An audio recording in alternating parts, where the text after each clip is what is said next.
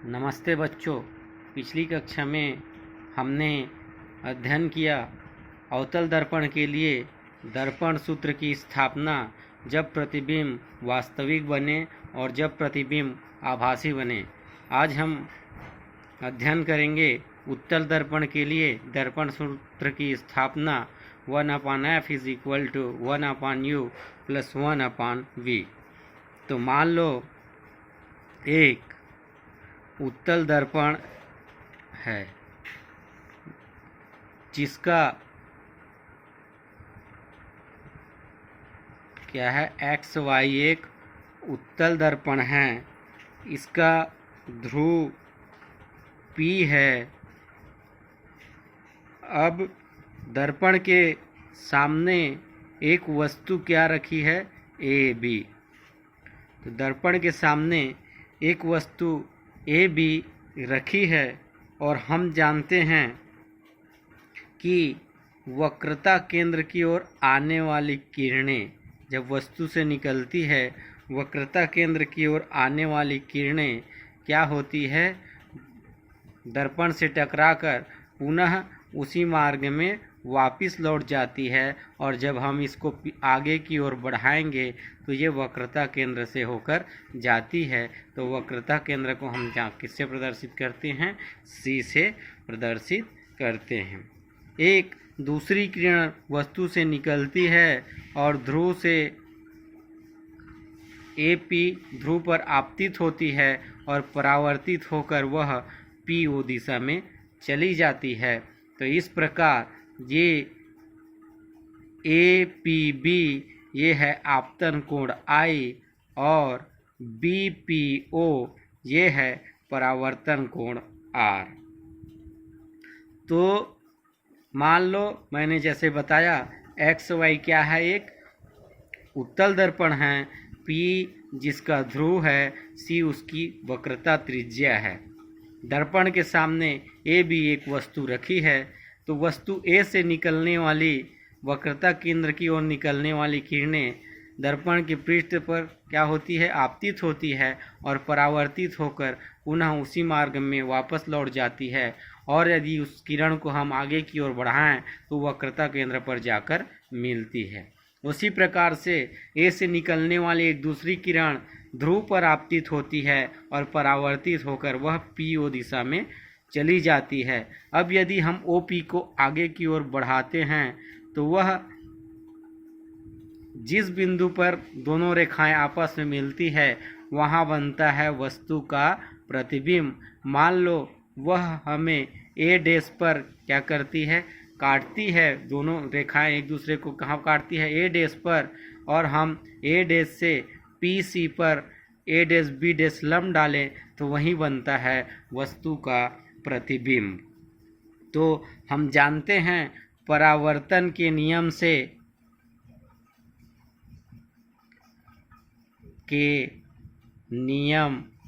से क्या होता है, आपतन कोण APB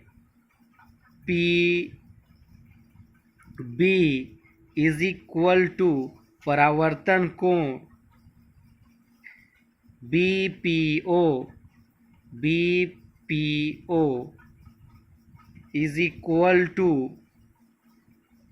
कोण A', B', कोण APB'। देखिए कोण, आपतन कोण क्या है, अब ये अभिलंब हुआ तो अभिलंब और आपतित किरण के बीच के कोण को कहते हैं आपतन कोण।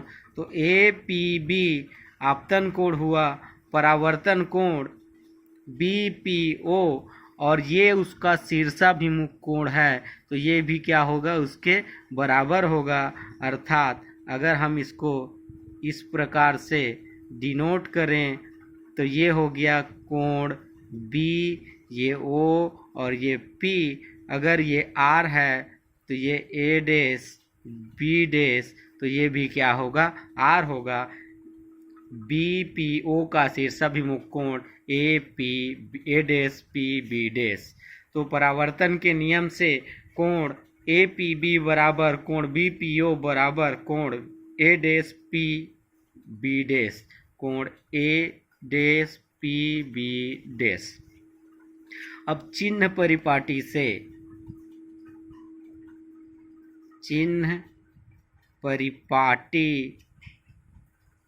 से क्या हो जाएगा, दर्पण से वस्तु की दूरी, दर्पण से वस्तु की दूरी।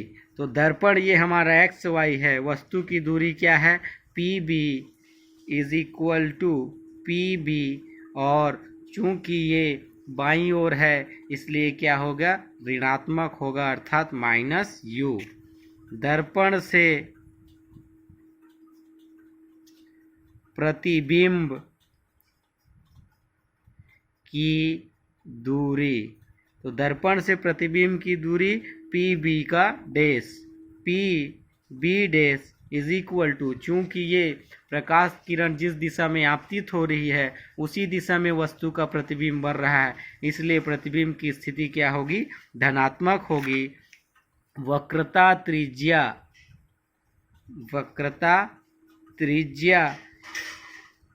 क्या है, पी सी, तो equal to P C is equal to वक्रता त्रिज्या को दर्शाते हैं आर से, और आर इज इक्वल टू किसके बराबर होता है, फोकस दूरी के दुगने के बराबर, अर्थात are is equal to 2f। अब यदि त्रिभुज ए बी सी, त्रिभुज ए बी पी, ये त्रिभुज ए बी पी समरूप हो त्रिभुज A dash B dash P के, हमने ये इस प्रकार से अगर बना लिया तो ये एक त्रिभुज ए बी पी हो गया, और ये दूसरा त्रिभुज A dash B dash P. तो ये दो त्रिभुज हुए हमारे ए बी पी और A dash B dash P, A B P A dash B dash P क्या हो, त्रिभुज ए बी पी व त्रिभुज A dash B dash P समरूप हैं। तो अब हम जानते हैं जब दो त्रिभुज आपस में समरूप होता है तो उनके भुजाएं क्या होती है, एक दूसरे के अनुपातिक होती है, इसलिए क्या हो जाएगा, A B upon A dash B dash, अर्थात लंब के अनुपातिक होगा, is equal to P B upon P B का डैश, आधार जो है आधार के अनुपातिक होगी। ठीक है, ये हो गया हमारा समीकरण नंबर 1। इसी प्रकार त्रिभुज ए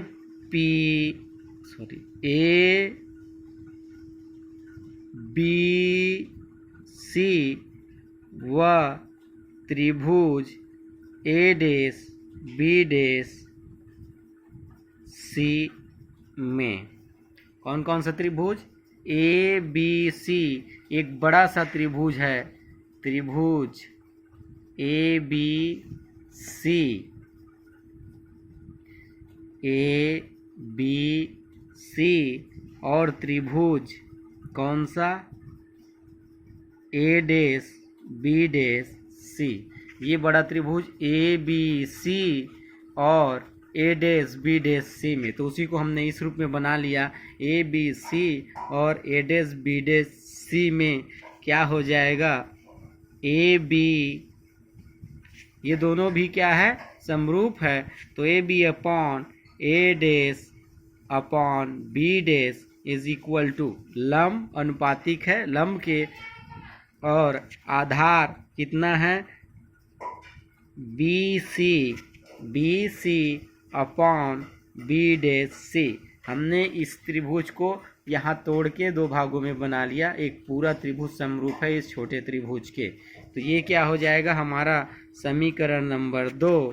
तो समीकरण 1 व 2 से जब A B upon A dash B dash के बराबर B P upon P B dash है और A B upon A dash B dash equal to B C upon B dash C है, तो ये दोनों जब आपस में बराबर हैं तो ये भी आपस में क्या होंगे, बराबर होंगे। तो हमारा मान हो जाएगा P B upon P B dash equal to B C upon B C का डैश। तो इसी को लिख देते हैं, क्या हो जाएगा,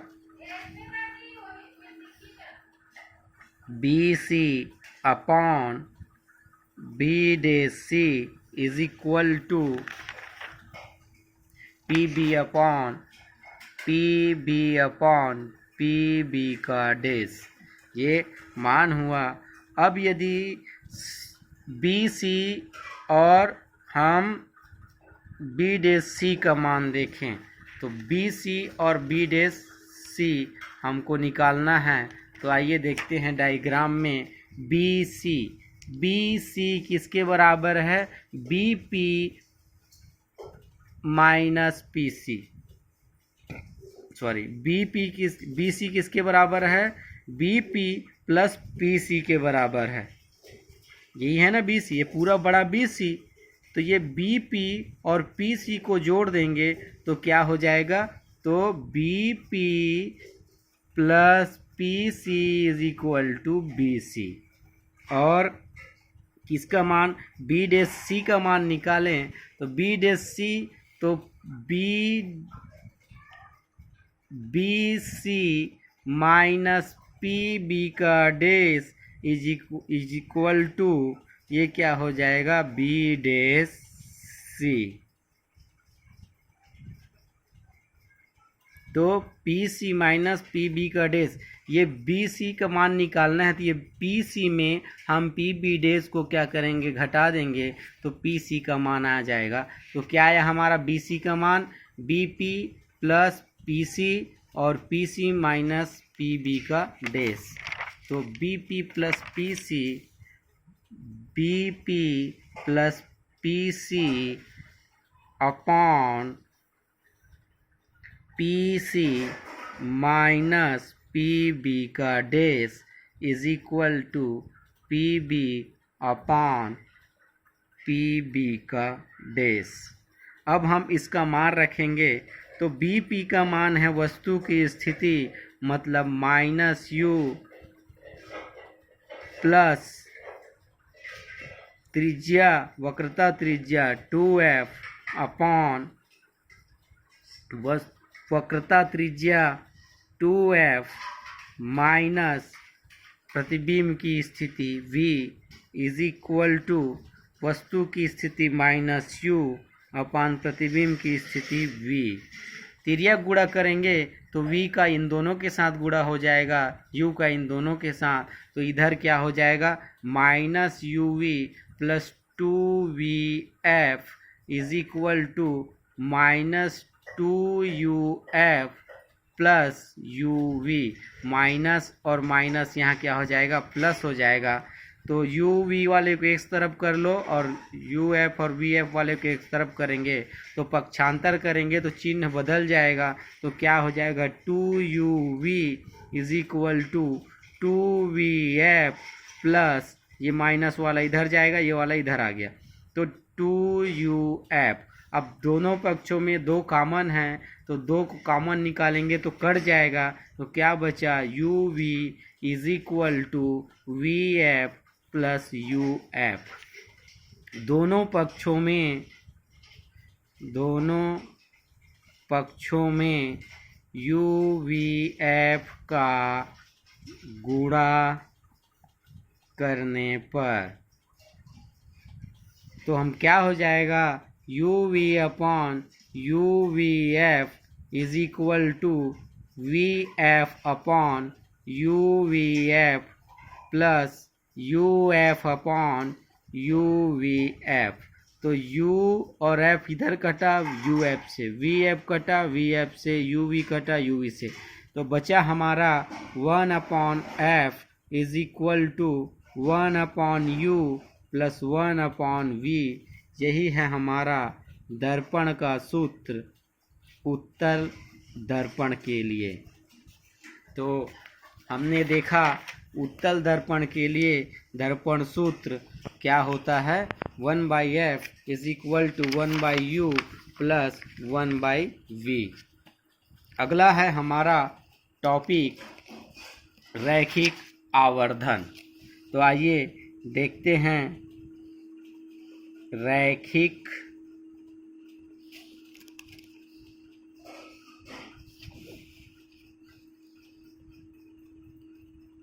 आवर्धन। रैखिक आवर्धन तो समतल दर्पण में अगर कोई वस्तु रखें तो उसका प्रतिबिंब जो होता है सदैव वस्तु के आकार का होता है। तो समतल दर्पण में मान लो के सामने हमने एक वस्तु रख दिया तो उसका प्रतिबिंब हमेशा वस्तु के आकार का ही बनेगा, लेकिन गोली दर्पण में प्रतिबिंब का आकार दर्पण के सामने अगर वस्तु रखते हैं तो दर्पण के सामने रखे वस्तु की स्थिति पर निर्भर करता है कि वस्तु जो है दर्पण के सामने कहाँ पे रखा है। तो हमने गोली दर्पण के द्वारा प्रतिबिंब रचना देखा है, तो अलग अलग स्थानों पर वस्तु को रखने पर उसका प्रतिबिंब अलग अलग बनता है। तो प्रतिबिंब की लंबाई और वस्तु की लंबाई के अनुपात को कहा जाता है रैखिक आवर्धन और इसे m से प्रदर्शित करते हैं। तो रैखिक आवर्धन m इज इक्वल टू क्या हो जाता है? प्रतिबिंब की लंबाई अपॉन वस्तु की लंबाई।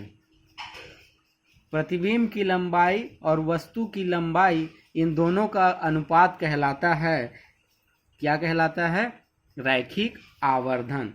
तो प्रतिबिंब की लंबाई और वस्तु की लंबाई के अनुपात को हम रैखिक आवर्धन कहते हैं और इसे स्मॉल m से प्रदर्शित करते हैं। यदि क्या हो प्रतिबिंब की लंबाई क्या हो? hi हो और वस्तु की लंबाई क्या हो? h0 हो, तो m इज इक्वल टू क्या हो जाएगा? hi upon h0।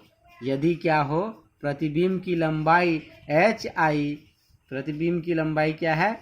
hi और वस्तु की लंबाई h0 हो, तो रैखिक आवर्धन m इज इक्वल टू क्या हो जाएगा? hi upon h0।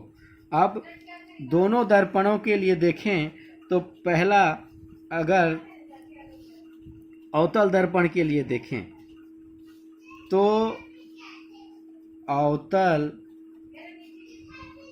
दर्पण के लिए अवतल दर्पण के लिए हम जानते हैं त्रिभुज ABP व त्रिभुज A'B'P समरूप है। तो क्या हो जाता है? AB अपॉन A'B लंबाई वाला लंबाई के साथ क्या हो जाता है? अनुपातिक होता है और आधार PB अपॉन PB का डेश। अब यदि हम क्या करें, इसको अंश और हर को आपस में बदल दें तो इस प्रकार से लिख सकते हैं A'B upon AB is equal to PB का डेश अपॉन PB। और चिन्ह परिपाटी से क्या होता है? वस्तु की लंबाई क्या है? AB। वस्तु की लंबाई is equal to AB is equal to क्या है? h0। ठीक है। और प्रतिबिंब की लंबाई इज इक्वल टू ये है A'B' is equal to -hi, क्योंकि प्रतिबिंब जो होता है अवतल दर्पण में नीचे की ओर बनता है और मुख्य अक्ष के नीचे को हम क्या लेते हैं? ऋणात्मक लेते हैं, इसलिए प्रतिबिंब की लंबाई क्या है? hi ऋणात्मक है। और वस्तु की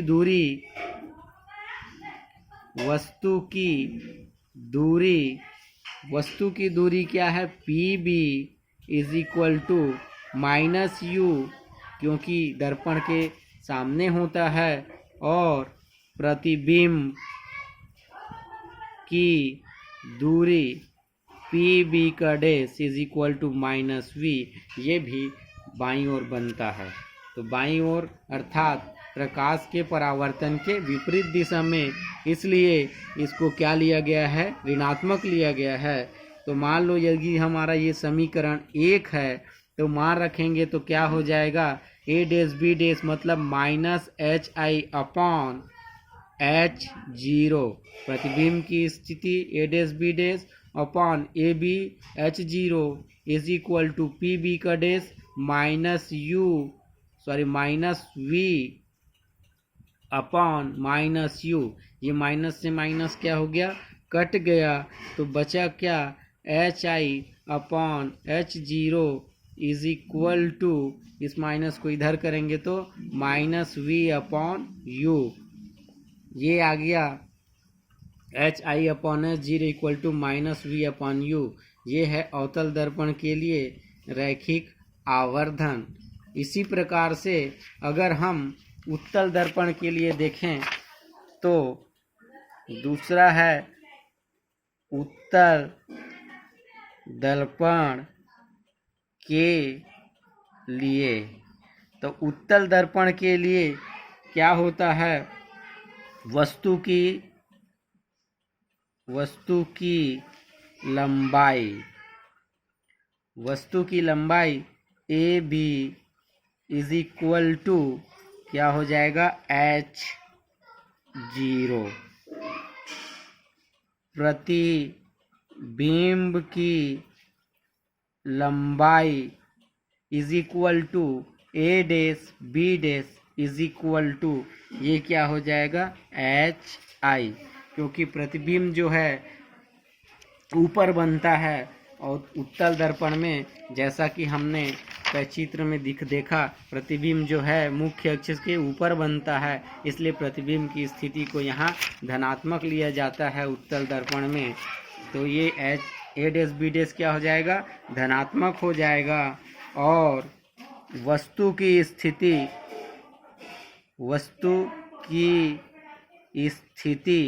is equal to PB is equal to, ये होगा माइनस U, और प्रतिबिंब की स्थिति ये होगा PB का dash is equal to U, क्योंकि ये प्रकाश किरण जिस दिशा में जा रही है उसी दिशा में ये प्रतिबिंब बनता है। तो इस मान को हम समीकरण 1 में मान रखने पर, तो समीकरण 1 हमारा क्या बोलता है, A डैश B डैश अर्थात प्रतिबिंब की लंबाई बटे वस्तु की लंबाई, प्रतिबिंब की स्थिति बटे वस्तु की स्थिति। तो प्रतिबिंब की लंबाई कितना है, HI अपॉन वस्तु की लंबाई H0 इज इक्वल टू प्रतिबिंब की स्थिति V, वस्तु की स्थिति माइनस U, तो HI upon H0 is equal to minus V upon U। ये है उत्तल दर्पण के लिए रैखिक आवर्धन, इसलिए M is equal to HI upon H0 is equal to minus V upon U। तो दोनों दर्पणों के लिए रैखिक आवर्धन का मान एक समान होता है, माइनस V अपॉन U। अब चूंकि वास्तविक प्रतिबिंब के लिए V क्या होता है, ऋणात्मक होता है, तो रैखिक आवर्धन भी क्या होगा, वास्तविक प्रतिबिंब के लिए ऋणात्मक होगा, अर्थात अवतल दर्पण के वास्तविक प्रतिबिंब के लिए भी रैखिक आवर्धन क्या होगा, ऋणात्मक होगा, और आभासी प्रतिबिंब के लिए क्या होता है, V धनात्मक होगा, इसलिए रैखिक आवर्धन भी क्या होगा, धनात्मक होगा। तो आज के लिए इतना ही, धन्यवाद।